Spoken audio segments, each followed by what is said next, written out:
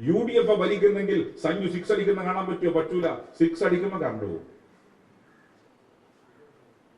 Current വരുമ്പോഴൊക്കെ കളി തീർന്നിട്ടുണ്ടാവും.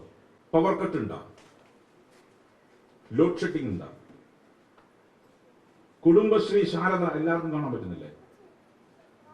എല്ലാവർക്കും കാണാൻ പറ്റുന്നില്ലേ? കുടുംബ വളക്ക് കാണാൻ പറ്റുന്നില്ലേ?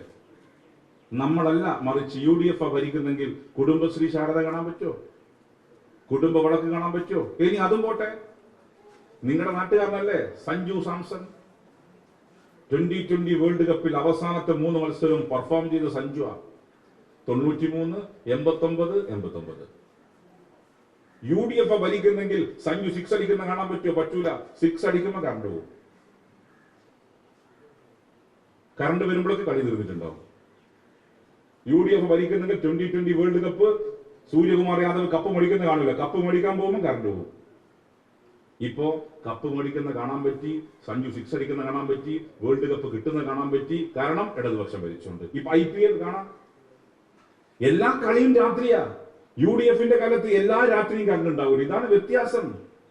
ഈ വ്യത്യാസം അനുഭവവേദ്യമല്ലേ? പവർ കട്ട് ഇല്ലാത്ത, ലോഡ് ഷെഡിംഗ് ഇല്ലാത്ത വരണം ഇടതിന്റെ 10 വർഷം.